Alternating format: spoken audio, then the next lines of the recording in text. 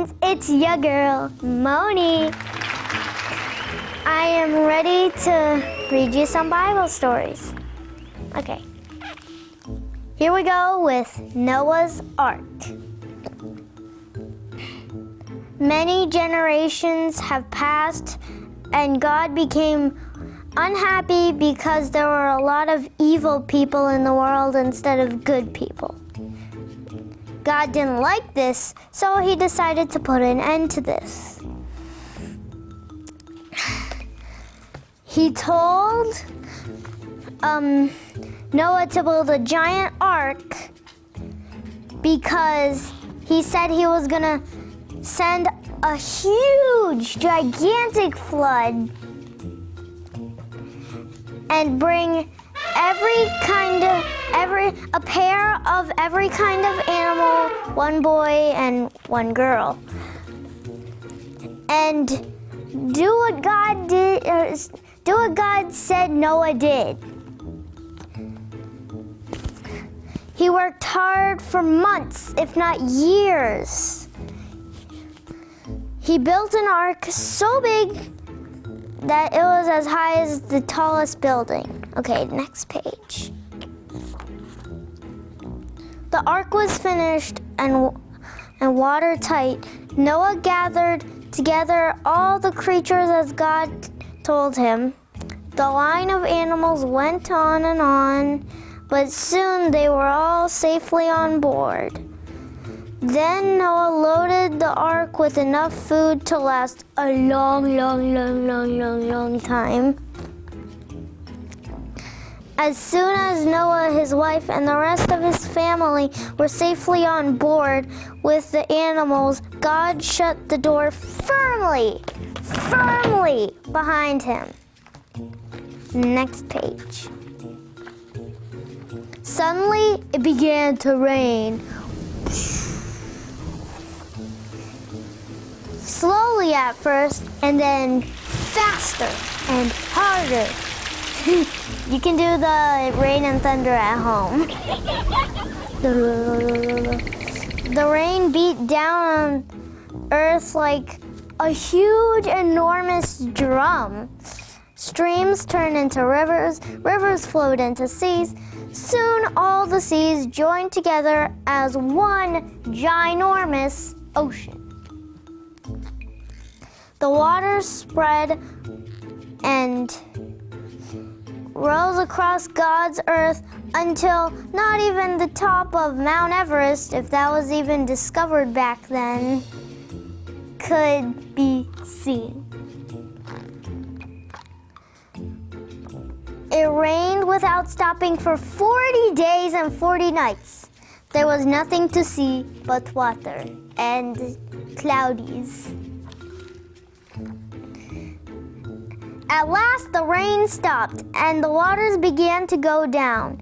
Noah wanted to see if it was safe to leave the ark. He sent a raven, but water still covered everything and the raven could not find a place to land. Noah waited a while and then released a dove, but it came back to the ark because the water was still too high. Noah waited 7 more days, a whole week, and then tried again. This time the dove returned carrying a brand new, fresh, out the water olive leaf in its beak. Noah knew that the water was going down and that the plants and trees were growing again. Next page. When Noah sent the dove out once more, it did not return. Now Noah knew that the floods had completely gone and that it was safe to leave the ark. Say bye-bye to the ark. Noah opened the doors of the enormous ark, and the animals went out onto the dry land.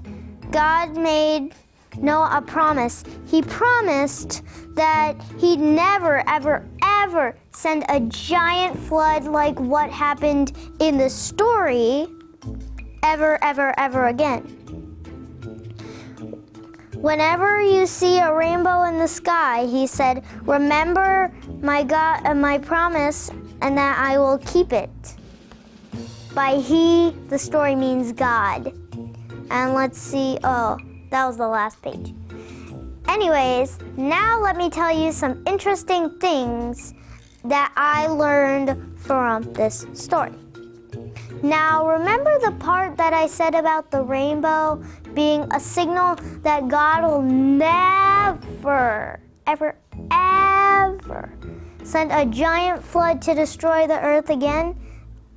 That's thing that I learned, number one. And the other thing that I learned is there's a bird called a raven. I actually didn't know there were birds called ravens, okay? I'm a kid, 8 years old. So, and thing number 3 is that I didn't know you could make the seas different colors. Wait, are the seas different colors? Because in the story it says, well, in the story it showed. Anyways, I know something.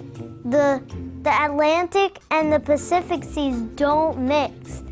God is making a barrier between them. That way they don't just merge and form one big ocean. Anyways, that is the end of part 1. There will be 4 parts to this video. Anyways, I hope you guys enjoyed this story. See you next time. Peace. Cut.